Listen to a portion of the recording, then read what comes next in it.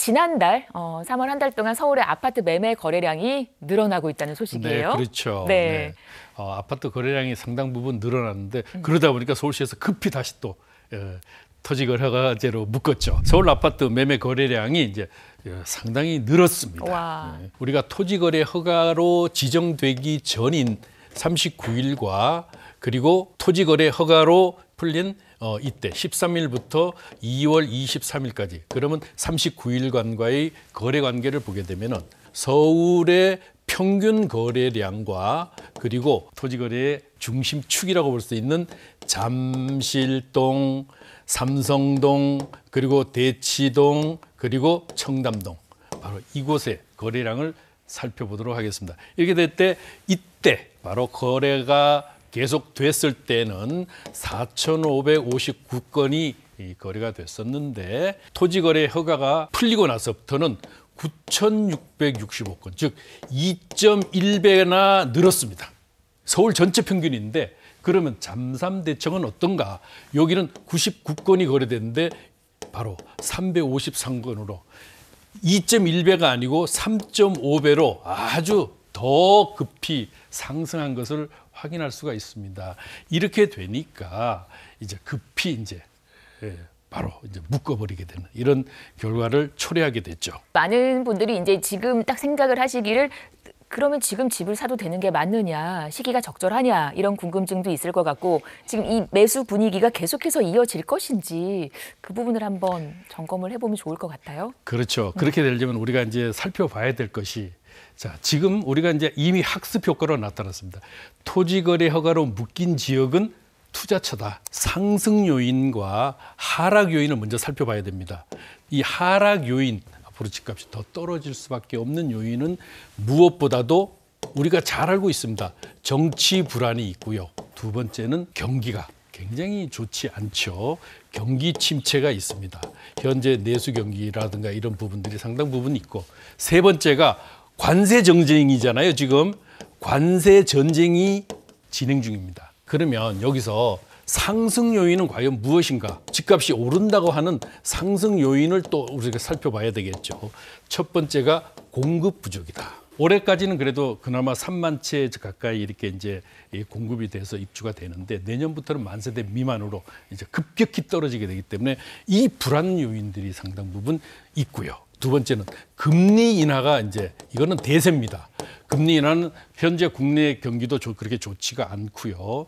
더구나 세계적으로도 이미 금리는 인하 추세로 가고 있습니다. 이렇기 때문에 이 금리 인하 세 번째는 바로 전세가 상승이 바로 이제 문제가 되고 있죠. 전세가 상승이 왜 문제가 되느냐? 우리가 4년 전으로 돌아가면은 그 당시 임대차 보호법 3법을 개정을 했어요. 그래서 계약갱신 청구권이라든가 전월세 상한제를 도입을 해가지고 했는데 이게 4년이 지나서 올 초부터 이미 벌써 가격이 상승해. 그러면 전세가 상승이 왜 문제가 되냐? 전세가 상승이 되고 나면은 그것이 바로 집값을 밀어 올리게 되는 이런 부작용을 낳게 되는데 상승 요인과 하락 요인이 앞으로 시간이 지나면 어떤 게 해소가 되느냐 보시면은 상승 요인이 과연 해소될 게 있는가? 없거든요. 그런데 하락 요인을 우리가 살펴보면은 하락 요인은 자, 정치 불안 6월 4일 대선이 끝나면은 이미 정치 불안은 사라지게 됩니다. 경기 침체 새로 어느 당이 이제 수권 정당이 되던 실제로 대권을 잡으신 분은 이제 본격적으로 내수를 살려야 돼요. 그래서 이 경기 침체를 어떤 방향이 되든 활성화를 시켜야 되기 때문에 이 부분에 있어서는 뭐 공약도 있고 이런 것들이 있기 때문에 많은 부분들이 이제 경기 침체를 벗어나기 위해서 이제 노력을 하게 될 겁니다. 자, 또 관세 전쟁이 이거 보시다시피 트럼프 대통령 어땠습니까? 90일 유예했잖아요. 지금 대상은 중국이거든요. 그래서 어떤 형태가 되든 서로 절충점을 찾아서 그런 묘안들을 만들어내서 합의점에 이르게 되기 때문에 이 또한 마찬가지로 해결될 것이다. 그러면 하락 요인이라고 하는 이런 부분들은 어떻게 해요? 해소가 되거나 최소한 수면 아래로 가라앉게 되거든요. 그런데 상승 요인은 남아 있어요. 이렇기 때문에 이 부분을 놓고 본다고 하면은 앞으로 한두 달 정도의 시간이 지나면은 다시 한번 상급지, 초상급지를 중심으로 해서 조금 움직일 개연성이 좀 있다. 그렇다면은 이제는 과거와 달리 하급지나 중급지 같은 경우는 이제 옆걸음이나 아니면 지방 같은 경우는 조금 더 떨어지는 이런 지역도 있을 것입니다. 그렇지만은요, 이 우리가 익히 알고 있는 똘똘한 한 채, 이것은 그대로 앞으로도 지속될 것이기 때문에 이 부분을 아주 유념 있게 보셔야만 이게 우리가 부동산 투자에 있어서 성공 투자를 할 수 있는 길이 되겠습니다. 서울의 아파트 매매 거래량 관련해서 첫 번째 이슈로 전해드렸습니다. 매매 얘기 이어봤다면 이번에는 전세 얘기로 넘어가 보도록 하겠습니다. 전세금을 이렇게 좀 든든하게 이렇게 보호할 수 있도록 도와주는 보증 상품이 바로 전세금 안심 대출 보증이라는 건데 이게 이제 강화된다고요? 더 깐깐해진다고요? 이 얘기 좀 들려볼까요? 이미 이제 주택금융공사라든가 SIG 같은 데서는 네. 상환 능력에 대한 이 점검을 하고 있어요. 그런데 허그 주택보증보험공사 이게 어렵습니다.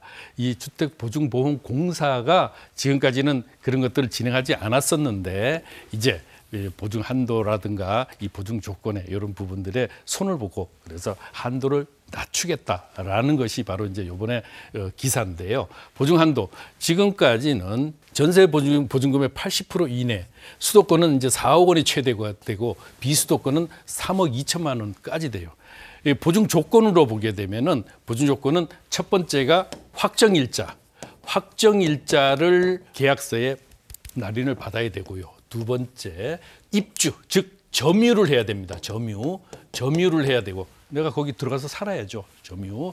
세 번째는 뭐냐면 전입 신고를 해야 됩니다. 전입 신고. 어디에요? 주민센터 가서 전입 신고. 이 세 가지 요건을 모두 맞췄을 때 이제 그 보증이 이제 진행이 됐는데 이 허그에서는요. 전세 보증금 같은 경우는 얼마까지 7억 원 이하일 때 7억 원 이하, 그 외 지역은 5억 원인데 그러면 여기서 이게 뭐야? 그렇죠. 7억 원이라도 실제로 전세 보증금은 최대 4억 원이에요. 그러면 예를 들면 내가 전세 보증금이 4억 원이야. 얼마까지 되느냐? 이 사람은 3억 2천까지 80% 여기에 곱하기 80%에서 80%인 3억 2천까지 받을 수 있다. 그런데 최대가 4억 원이기 때문에 이것은 감안을 해서 말씀을 드리는 겁니다. 전세 대출 보증이 그럼 언제부터 진행되느냐?